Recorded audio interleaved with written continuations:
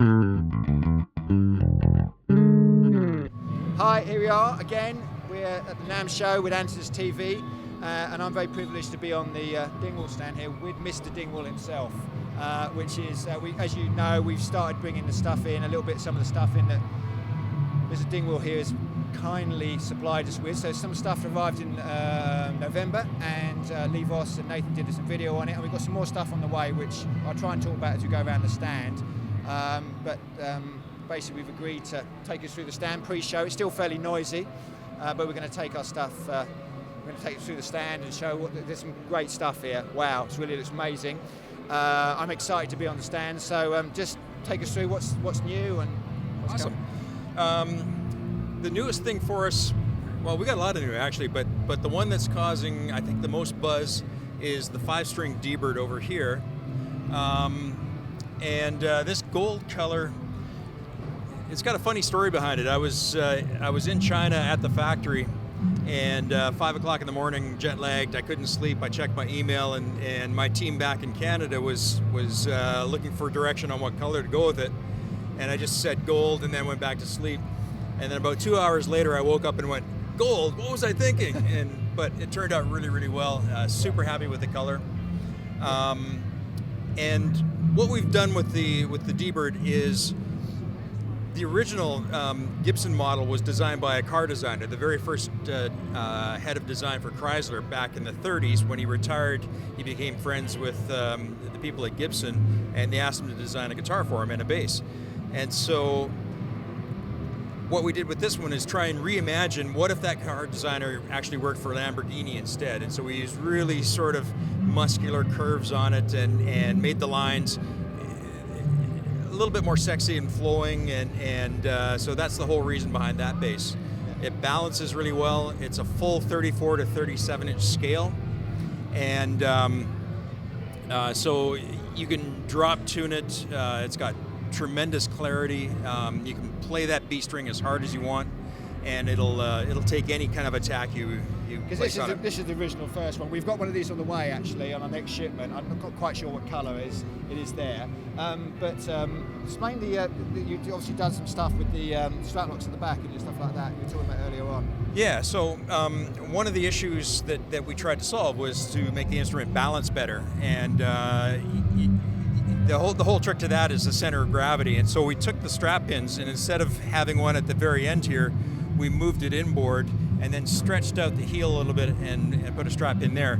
And the effect that has is you can take your hands off the strap, off the instrument when it's hanging on the strap, and jump around, and it will hang perfectly.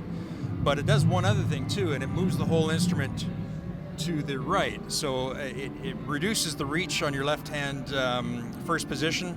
So it's a very comfortable bass to play, very easy on the shoulder. So obviously this is, the question I was asking earlier on was why Thunderbird? I consider it because it is so much different to everything you've done before, which is just a love, just a sort of, you just had to do the Thunderbird shape, and that was your... It actually came from a customer. A customer suggested it to me, probably 10 years ago. Right. And I'm not a professional designer, so to do my own designs, it's relatively easy, but to do an ode to a classic instrument, challenge. 7 years, probably over 100 headstocks, different variations to try and get it right. Yeah. Once we got it, and once the guy explained it to me, I had the same question: why a Thunderbird? And he said, "Well, look at how the body goes. It just fits with fan frets." And once I saw that, it was okay. I mean, it's a classic shape. It's just obviously it's always been more of a look than a. It's a look it's like all the sort of Gibson stuff and all the things. It's a great look, but not necessarily used as an everyday instrument. So you've basically taken that design but made it work as a gigging instrument, haven't you? Really? Oh yeah. It's I didn't expect it to go over all that well as it has. We're expecting it to be one of our best sellers this year. Yeah. And when's that going to be coming into sort of production and availability, do you think?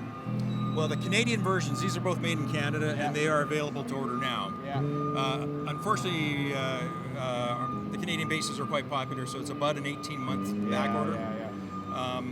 But better to order it now than to wait 18 months. Yeah. And then, yeah. That's fine. We're also working on production versions done in Asia. I would expect those sometime in midsummer. These are also production versions done in Asia and then set up in Canada. Yeah. And these are shipping now. These are the very first production models. Yeah, I mean, the first stocks that came through was like this, just so well put together. I mean, we knew the brand was good, but everyone couldn't believe how well it played and how well it came out of the box and how perfect it was. It's absolutely spot on. Oh, as thank you. As you know, it's Thank you. there, so there. So that's amazing. So we've got some new colours though, and some of the other ranges, haven't we? Yeah. Yeah, I mean, I've always been a color guy, so every year we like to come up with something new. So for this year with the NG line, the new color is aquamarine metal flakes, right? Yeah. And then a limited edition matte pink swirl. We did a limited edition matte pearl a couple of years ago, and we still got guys calling and asking if we'll ever do another run of it. And so finally this year we came out with a version. If it's going to be a limited edition, we want it to be one time and one time only. Yeah. So this allows us to do pink for the guys who want it, but it's different enough that it doesn't infringe on the limited nature. And this is my favourite colour. This is like on the stand looking at it.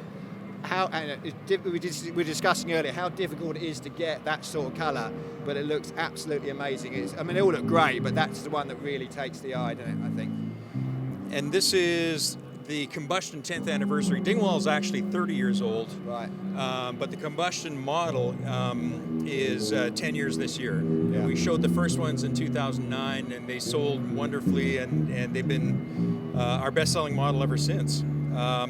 New this year are quilt tops, and this is a quilt veneer, but the veneer's been bent around the arm contour.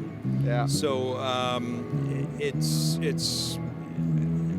a great way to use, like the veneer itself is very thin, and quilted maple, it doesn't really have a tone to speak of that you'd want to use on a base at least, in my opinion. Right. And so using a veneer keeps the tone of the swamp ash, which is a fantastic tone wood for a base. It keeps the tone of the swamp ash, but gives you the look of the quilt veneer. Yeah.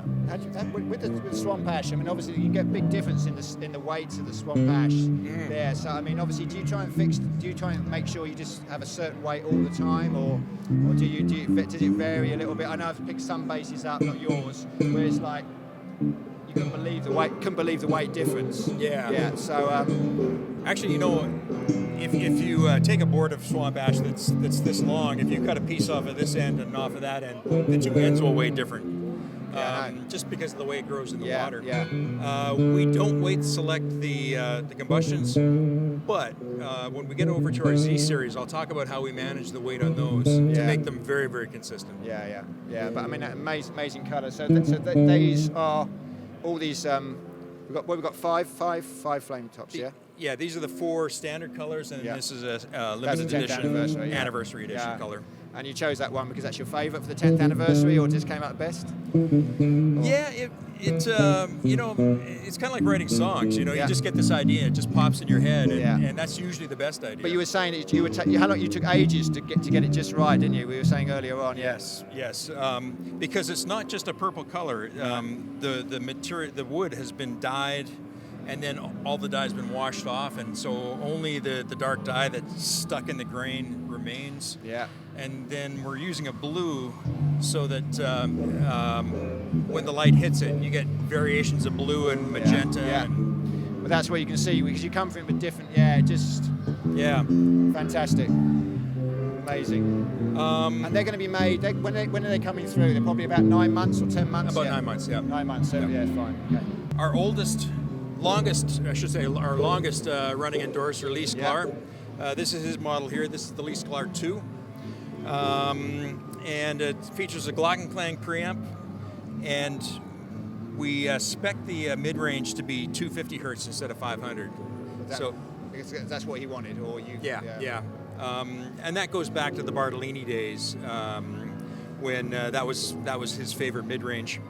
Yeah. Super fatty 2 pickups, big, round. They the tone reminds me of the shape of a pear, really big on the bottom, Yeah. but it still has some top end clarity. Yeah. Yeah. Yeah.